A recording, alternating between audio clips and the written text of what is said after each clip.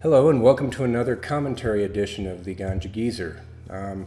Lately, in the last couple of days, I've been reading more articles the closer we get to November 6th about how legalization of cannabis might be viewed by the federal government. I read an article in the Steamboat Springs newspaper and an article in the Seattle Times just this weekend discussing concerns of how the federal government would respond to state-controlled regulation of cannabis. So that got me to thinking more about why am I voting for Amendment 64 here in Colorado. The article in Steamboat today, their local newspaper, Steamboat Springs is a newspaper up in the mountains west of Denver. It was an article about the concerns of a medical marijuana dispensary owner over Amendment 64, expressing that the same concerns that I have, that if Colorado is the first state in the union to legalize marijuana, regulate it like alcohol, how is that going to affect the Fed's interaction with medical marijuana? Now, to be fair, this is a medical marijuana dispensary owner, so he has very valid concerns of how that's going to affect his business. The Seattle Times is another one discussing how their I-502 is going to be viewed by the federal government. So this concern is not just mine. This is a very significant concern among the pro-cannabis community. And I've been in a bit of selfish quandary about Amendment 64 here in Colorado. As it stands, it's de facto legal for me as a medical marijuana patient here. And why should I vote to rock the boat with the federal government? Why should I vote yes for the people for recreational?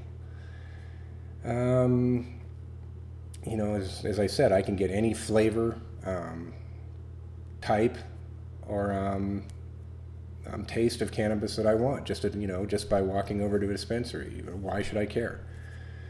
So reason one of why I am going to vote yes is that the medical marijuana industry is a house of cards with the federal sword of Damocles hanging over its head, and it can go away at any time. Hence, we need to send a message to the federal government that, to quote the great Jeff Lebowski, this aggression will not stand, man. And it needs to change at the federal level for patients to feel truly safe and encourage other states to initiate at least medical marijuana initiatives. Number two, it's just plain stupid that it's illegal. As I'm preaching to the choir here, but I won't go into all the arguments. I might do another article as we get closer to election time. But I know it just needs to be done. It is my firm belief people have a right to do with their bodies as they wish, as long as they don't affect others adversely. It just makes sense. So number three, another main reason is I'm a retired person, sort of. I mean, I'm retired, but I do want to get a job coming, in the next year or so. I do want to get a job to keep busy and do something, feel a little productive. But right now, any job where they do drug testing, which is a majority of employers out there, I'm never going to get a job, even with my red card.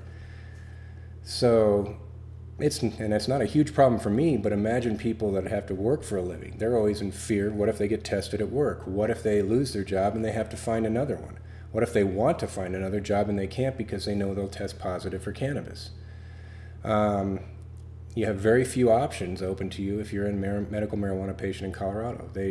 There is no obligation for an employer to hire you. Now, if it's made legal in Colorado, I don't see how employers can deny you a job if it's truly legal in the state. But I'm sure it will have to go through some form of lawsuit and legal precedents to enforce employers to comply.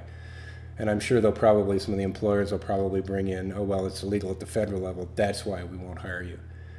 But at least it's that next step of getting people legitimized, not only for their medical treatment, but to be able to trade jobs and not be in fear of losing theirs if there's a random drug test. I would like to see this prohibition repealed in my lifetime. And I think the only way the federal government will actually make a move is if enough states give them the middle finger and say, this is it, we are doing what makes sense, we don't care what you say. You're going to schedule marijuana at the same level of heroin and LSD? Fine, we don't agree. We know it's safer for you, much safer than alcohol and tobacco. We are going to regulate this and make some money as well as make people happy. and not at risk of going to jail or having a criminal record for merely consuming a fairly benign plant. That being said, I'm willing to take the risk and vote yes in 64 and risk my status here as a medical marijuana patient, and I think you should as well. Get out and vote on November 6th, and so until next time, goodbye and stay medicated.